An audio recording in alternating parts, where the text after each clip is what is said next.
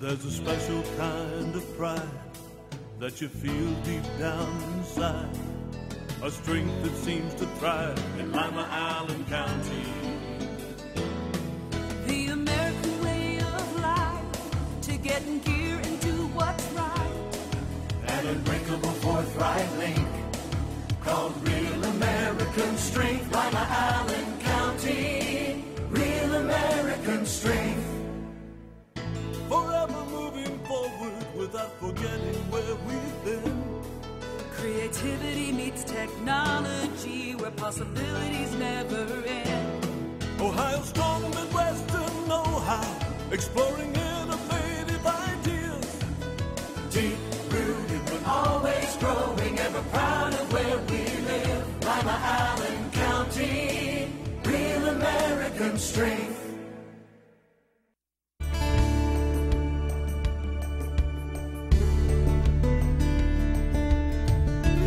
Keeping you up to date with what's happening in your community. Community Focus on GTV2. Thanks for joining us today on Community Focus. I'm Ann Decker.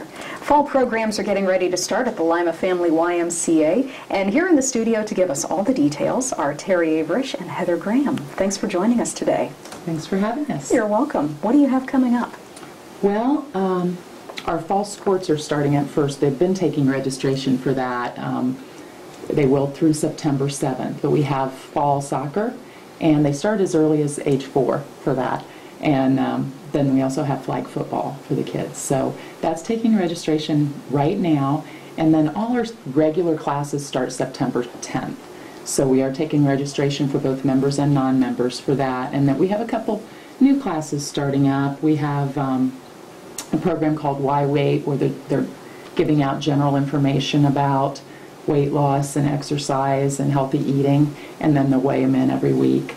We've got youth and family yoga, and the family yoga is more for preschoolers and parents to do together, and also a youth yoga and dance classes starting up. So those are some different things that we have. But we also have our body pump barbell classes. We have gymnastics, swimming lessons, silver sneakers, chair exercises for the seniors and things like that. So a lot of different classes starting up, and they all start up September 10th, and they're 7-week sessions. And they pretty much need to be signing up right now, correct? Yeah, because some of the classes do fill. Our bike classes and some of the classes that only can take a certain limited number of people. Swimming lessons. So, and then with the Olympics, we have a lot more people registering in swim lessons. We also have a swim skills Sunday that they're going to work on different strokes. So some of the kids that really are into swimming and they want to perfect their butterfly or their freestyle or starts and turns, they'll be working on that on Sundays too. So yeah, now's the time to get registered for members and non-members. Non-members can sign up for classes too, it just costs a little bit more. What are the advantages to being a member? What else do you get? Well, if you have a membership to the Y, it's full use of the facility. We have 3 pools, a therapy pool, a lap lane pool that's also for open swim with a diving board and hot tub. We also have a fitness center upstairs with treadmills and a lot of different cardiovascular and weight equipment in it. With a track, we have basketball, 3 gyms for basketball, or whatever they want to do. We have Zumba classes in there in the evening too. Racquetball courts, and then if people want personal training, we have personal training. We have a Pilates reformer room, and or we have personal trainers that just work one-on-one, and that has become more popular. That's an additional cost, but we also, if they have a membership to the Y, we have a program called Jumpstart, which is a 12-week fitness program that's free to members, and it's just gives you a counselor, and then you meet once a month, and they call you if you haven't been coming in for the week, and it's just a little extra motivation. That's just part of the membership. So a lot of different things that people can do with the membership that if they wouldn't get if they just joined a class. And there are certainly some great advantages to being a member of the Y. And I mean, people can just come by and check it out, can't they, if they're interested? Yeah, come in and get a tour, and we'll show you around and let you know everything that's involved. And if you feel like you can't afford it, we do have some very generous businesses and businessmen in the community that, and women in the community that have donated money to the Y. So we are able to help people financially if they feel like they can't afford a membership. They still will pay something, but we can help them a little bit so they, they don't have to take that whole burden on if they can't afford it. Great. If people have teenagers, Heather has a ton of programs for the teens. Yep, and my fall programs are all about to start up. September 10th seems to be the day there are things going on. September 10th is when we will open. This will be our second year of our teen center. Our teen center is actually in the old Y in the Annex building on 136 West Street. Out of there, we have a bunch of different things that happen. We have our power reading program that happens Monday, Tuesdays, and Wednesdays at 4 o'clock and then again at 5 o'clock. And that is for kindergarten through high school. And it is proven that people who take this class have higher ACTs, better comprehension, and their reading levels usually end up going up pretty dramatically. And that is free for members, and it's $50 for non-members.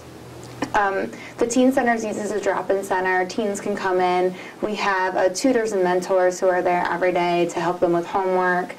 There's games. We have the Wii games. We have different events that go on. We'll do like movie screenings. We have use of the gym up there. Then also like our power reading programs out of there. We also have our 3 robotics programs operate out of that building. We are about to go into middle school season. Middle school will start here in a couple weeks. We have a parent meeting on August 30th at 6 o'clock and 7 o'clock at the YMCA. And this will be our second year for middle school robotics. Last year we had one team, which consists of 10 students, and we had 5 different middle schools were represented, and we ended up finishing in 5th place, which was really exciting. So we're hoping this year to have 3 teams and to maybe even make it to the state competition. Wow! So the kids are actually building robots? Yes. Yeah. We it's First Robotics, it's what we're in collaboration with, and then we use the Lego Mindstreams program. So they build the robot, they program the robot. The only thing I really do is stand back and watch, and they do everything. And then I'm excited to announce that we are starting our elementary school robotics. Our elementary school robotics program will kick off this fall. It's a little bit different. It's more of like a science fair, but it gets the kids excited. It gets them learning the engineers and getting in there and having all that stuff available to them. So, and then our high school robotics will kick off in January. So, and right now, like if there is high school students who are interested, we do take them as mentors for our middle school students. And then besides that, we also have our Teen Leaders program, which is starting up. Teen Leaders is a national Y initiative, and they do volunteer work not only for us at the Y, but also in the community. And they meet on the first and third Wednesday at 5 o'clock at our Teen Center. And then we also have our Black Achievers program, which is a college readiness program, which will be starting up here, and our Youth in Government program. Wow. So lots and lots of going on for our teenagers. If you're bored, it's your fault. So, if people do want to get involved in anything going on, how do they sign up?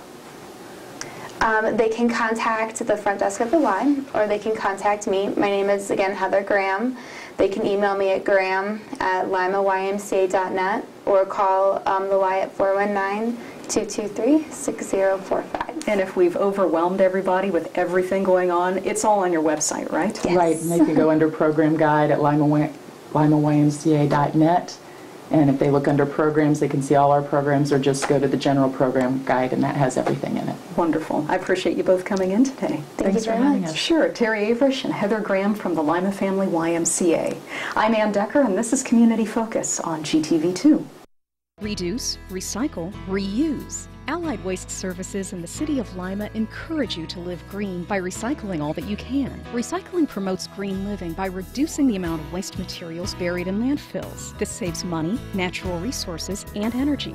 Keep our environment healthy and start recycling today. Allied Waste Services is committed to a clean environment. Contact us today for your recycling needs. Visit our website, republicservicesohio.com, to learn more about recycling today.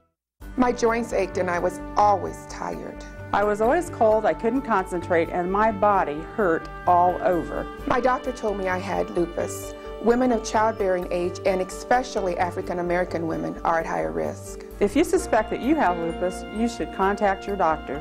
You're invited to attend the local lupus support group meetings on the second Thursday of each month at 1 o'clock at Lima Towers. For further information, go to connectedhands.org. Come and discover Art Space Lima right here in downtown Lima. We're a world-class art gallery featuring works by local, regional, and national artists throughout the year. Beautiful works of art of all kinds, traditional and contemporary paintings, photographs, ceramics, and sculpture. Come and shop the beautiful and unique items for sale in the gift shop. We offer workshops taught by award-winning instructors so you and your kids can explore your creative side. Come and see what you've been missing. Discover Art Space Lima today. We're back on Community Focus, and Ric Stolly is here from Lima's Parks Department. And I thought things were winding up in Lima's parks, but it sounds like they're just as busy this fall as they were over the summer. We just go through a slight transition, and we just go from season to season. And, you know, a month in advance we begin planning so that when that transition happens, it's pretty smooth, and other than, you know, weather and so forth. But you know, usually in August we're not worried about having to mow 4 days out of the week, but we are now as things are growing like crazy. So our maintenance staff is trying to play catch up with getting through all the grass. Our seasonals have started to go back to school now, so it couldn't happen at a better time when we needed extra help to get the mowers out. And we're finishing up some building projects with a roof on a restroom over at Lincoln, and then a shelter house there behind the fire station at Lincoln, and then we've got one scheduled for Rob yet to do this fall. So our maintenance staff has been very, very busy, but our recreational transition is going on as well. We just wrapped up the playground program. What a terrific job. You know, just a great group of kids, leaders. The team that we put together this year just clicked. You know, some years you get that chemistry, and both in the playground program we had over 100 and some kids every day at the sites, just really enjoying the recreational, the value that the city brings together with the playground program. And it was arts and sciences or wellness or just going out and playing a game of kickball. It was really a great season for that program.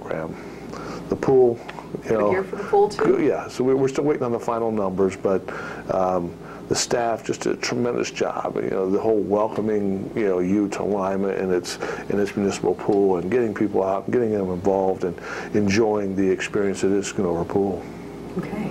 We've got lots of sports going on in the parks, not necessarily city-sponsored, but there are a lot of groups using the parks this There are, and you know, every year it just seems to kind of grow, but midget football got started at the end of July. So those teams, you know, while we don't sponsor them, we certainly provide the green space for those practices and Saturday morning games, and the great partnership that we've had over the years with the City of Lima schools and the midget football. They go to Lima Stadium and play their games on Sunday for, I'm trying to think now, it's been a number of years, but when you think about all those kids in the parks, parents dropping them off, we really try to, you know, let people know, please be careful, because there's kids running around with helmets on. They're not looking all the time where they're going. They don't pay attention, period. Getting in and out of cars and so forth. So again, we ask people to pay attention to that. Some of the other activities going on in the park right now are our high school events. We've got tennis for Lima City Schools and Lima Central Catholic being played at the tennis courts on College Street, and those practices began 3 or 4 weeks ago. Seasons, and you'll see buses roll in there from all over coming in for matches. We'll have cross-country events. The first one's coming up this week over at Froat Park, where you'll have the junior high, the varsity, and the JV teams from a number of different schools coming in and participating. So they'll be running through Froat Park as we're winding up our adult softball programs. Those things are, it's all going on, and that's what it's there for. And people say, well, isn't that great? Well, you know what? It's a great problem to have. It really is. You know? Well, and if there's anybody out there watching who has a team or some kind of a league and they're looking for someplace to play, do they just call you to make arrangements? Yes, for most of our adult softball, we obviously do that in the spring. We're putting those together, but we really enjoy the opportunity to continue to grow those leagues and enhance that experience. Our youth baseball and softball programs were tremendous again this year. That wrapped up, as you know, in the middle of July, but it really is, we have the facilities, people are using them, and we encourage, a high use of those, because if you're not, then we find ourselves, people kind of, what's there to do? Well, there's plenty to do, and you just got to be paying attention when it all comes about. But we're very blessed to have the facilities we have. Our staff, as I mentioned earlier, is out working to keep those maintained and in a form and fashion that's expected, both safe and playable. So if we're not doing that, then shame on us. But we find that people are coming back to us year after year after year because we are able to do those things. And one of the big projects we still have on the table is Skateboard Park. And last year we had purchased a lot of replacement pieces, the skate light and so forth, but we ran out of time, and then due to budgetary constraints, my 3 full-time guys went over to the street department. And by the time we got back here in March, we were mowing like crazy and trying to get all of our other things done. So we're beginning to start, we kind of, for lack of a better term, band-aided the event or the facility over there and got it up so that kids could still use it this summer. And now we're going to start bringing certain pieces back to work on them, reconstruction, reconfigure, get them to where they need to be. We'll fix some of them right there on the site. And so they're up and ready to go for next spring when the season rolls around again for those skateboarders. Is that the kind of thing you could use community assistance to help with? In some ways. Some of it is, if volunteers are doing it, it isn't done right, it goes back out. We've got liability issues, all those things. But we really want to make sure that is a great experience for the kids. So we want to continue to kind of shuffle pieces in and shuffle them out. So there's still something for them to have there while we're repairing the others. And it is our hope that that people continue to use that facility in the form and fashion. There are always people there, constantly. And keeping it up to where keeping it in the form and fashion it is meant to be. So. Okay. Rick, if people want any more information about things going on in the parks, how do they get in touch? Just give us a call at 221-5195. We're open from 8 to 5 Monday through Friday. All right. Thanks for coming in today. Thanks for having us over. Ric Stolly from Lima's Parks Department. I'm Ann Decker, and this is Community Focus on GTV2.